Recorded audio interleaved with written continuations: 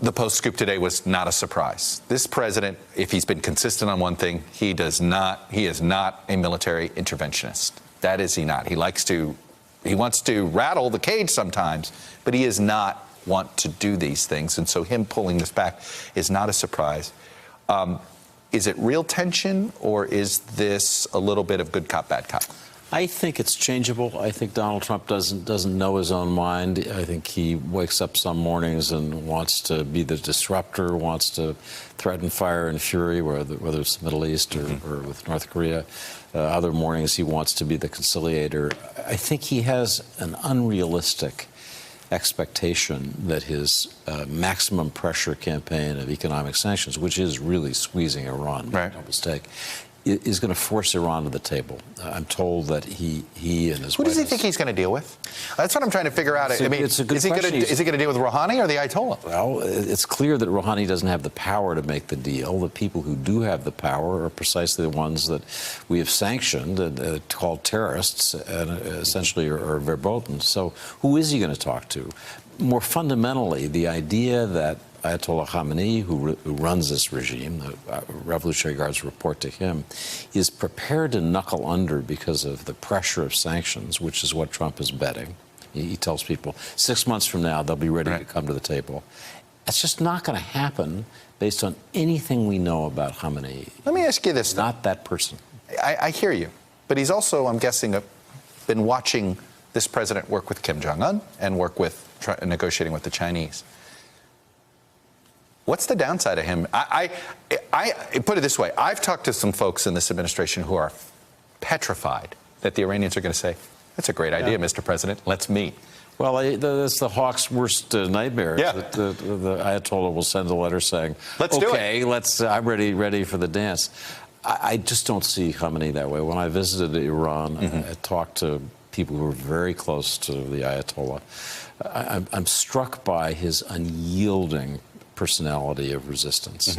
He is not a deal maker, a bargainer. His whole life has told him America is our enemy, America's untrustworthy.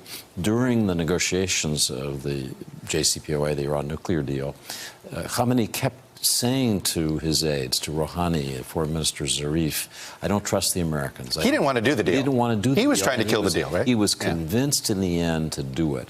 But he must see everything that's happened with Trump coming in and repudiating it as evidence that he was right.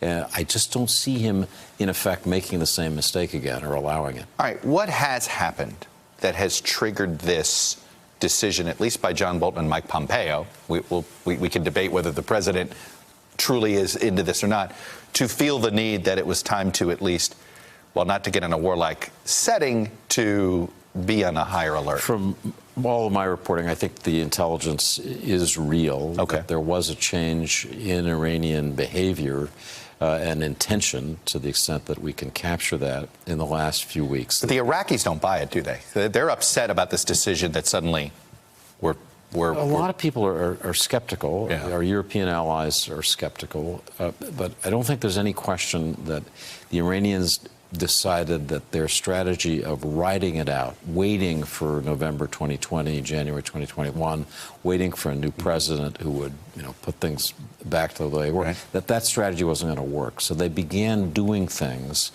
to have, in effect, counterpunch to the sanctions, which really are hurting them. And I think some of those moves were observable and were, in fact, seen by our intelligence. They did, it appears, send missiles on little dhows that people thought might threaten U.S. forces. So I think there's something real here. The question is whether there was overreaction on the U.S. part. And our allies, although they buy the basic facts of intelligence, think that our overreaction is creating a cycle that is going to get us and maybe in an accident, everybody in the region into trouble. What do the Gulf states and Israel want, right? Because in some ways they basically bonded over convincing Trump to get out of the deal. That is what they wanted. But then they're the ones saying, no, that's all we want. What do they want? So I think the unfortunate but true answer is what they want is regime change.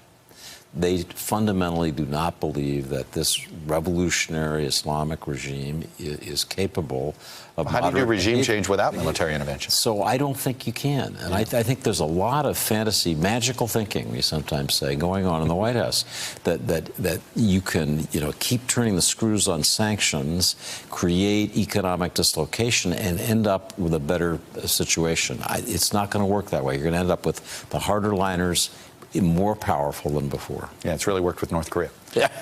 Dave Ignatius, it's always good to see you, sir. Thank you. Up ahead, are Democrats any closer to a decision on impeachment, and what are the chances that we'll ever hear from Robert Mueller himself? We'll break it all down in the lid. That's coming up. Hello, YouTubers. If you're watching this, it means you've checked out our channel, so thank you. Now do me a favor. Subscribe by clicking on that button down there. Click on any of the videos to watch the latest interviews and highlights from MTP Daily and MSNBC. You can get more Beat the Press content every morning in the First Read newsletter. If you're tired of content that you don't know anything about where it came from, you don't have to have that problem with us. NBC News, MSNBC, MTP, and the Meet the Press mindset right here for you on YouTube. Subscribe now.